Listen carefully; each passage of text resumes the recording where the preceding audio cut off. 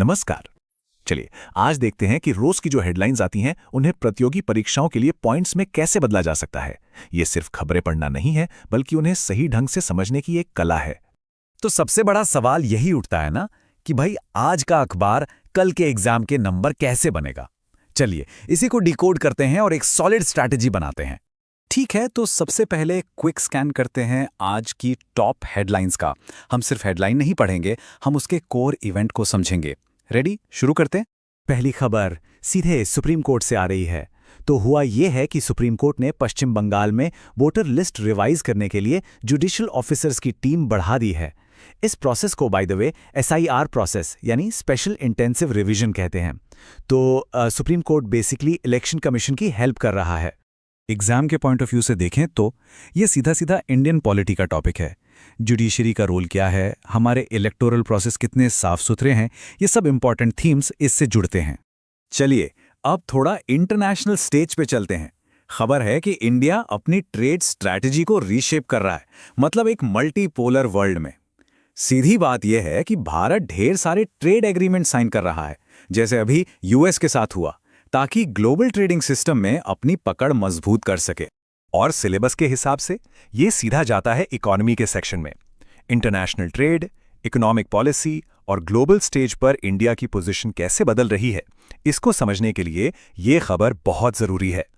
और हमारी तीसरी हेडलाइन है साइंस एंड टेक से। इसरो ने अपने वर्क हॉर्स रॉकेट यानी PSLV polar satellite launch vehicle के जो रीसेंट फेलियर्स हुए हैं उनकी जांच के लिए एक एक्सटर्नल कमेटी बना दी है। तो इसको हम टैग करेंगे साइंस एंड टेक्नोलॉजी के अंडर। देखिए ये सिर्फ स्पेस टेक की बात नहीं है, ये भी दिखाता है कि हमारी जो टॉप नेशनल इंस्टीट्यूशंस हैं वो अपनी अकाउंटेबिलिटी कैसे फिक्स करती हैं, कैसे अपने प्रोसेसेस को रिव्यू करती हैं। ओके, तो स्कैनिंग होगी, अब वक्त है डीप डाइव का। आज हम वेस्ट बंगाल वाली स्टोरी को उठा रहे हैं अपनी केस स्टडी के लिए। क्यों? क्योंकि एग्जाम के लिए ये बेहद इंपॉर्टेंट है। जरा इस नंबर पर गौर कीजिए, 50 लाख। जी हां, 50 लाख। ये कोई छोटा मोटा नंबर नहीं है। पश्चिम बंगाल में इतने वोटर क्लेम्स और ऑब्जेक्शंस पेंडिंग पड़े हैं, और यही वो वजह है, यही वो एक्स्ट्रा ऑर्डिनरी सिचुएशन है जिसकी वजह से सुप्रीम कोर्ट को डायरेक्टली इंटरफेयर करना पड़ा। अच्छा, इस मामले को ठीक से समझने के लिए एक टर्म क्लियर करना जरूरी है, विशेष गहन संशोधन या SIR। सिंपल भाषा में ये इलेक्शन कमीशन का एक स्पेशल प्रोसेस है, वोटर लिस्ट को अपडेट करने और उसमें जो गलतियां हैं उन्हें ठीक करने का। तो चलिए टाइमलाइन देखते हैं कि ये सिचुएशन यहां तक पहुंची कैसे।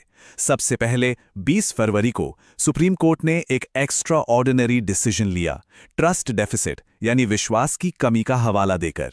फिर कलकत्ता हाईकोर्ट ने रिपोर्ट किया कि जो 294 जज लगाए गए थे वो भी कम पड़ गए, और अब सुप्रीम कोर्ट ने टीम को और भी बड़ा कर दिया है।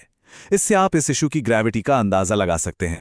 ठीक है, तो क्या हुआ ये तो हमने जान लिया, लेकिन एग्जाम के लिए असली सवाल तो ये है कि ये इतना इंपॉर्टेंट क्यों है।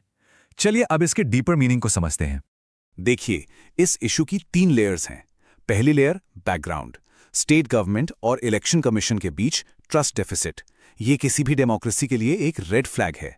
दूसरी लेयर कॉन्टेक्स्ट, 50 लाख क्लेम्स का पहाड़ जैसा काम और इलेक्शंस की डेडलाइन का प्रेशर।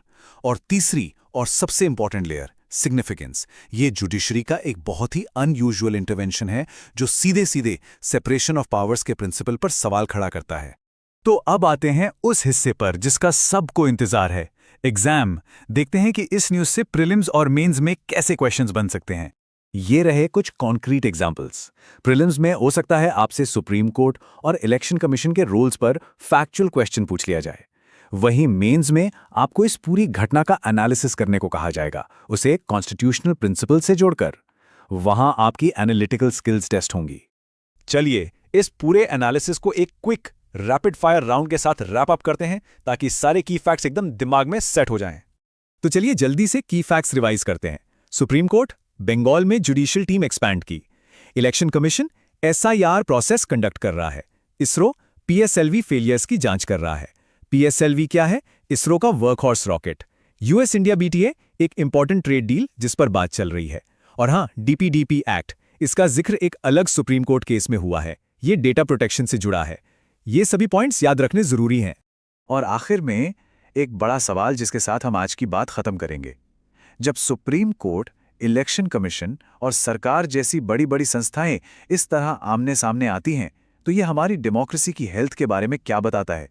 ये सिर्फ एक न्यूज़ नहीं है, ये हमारे रिपब्लिक के फंक्शनिंग पर एक कमेंट्री है। इस पर सोचिएगा ज़रूर।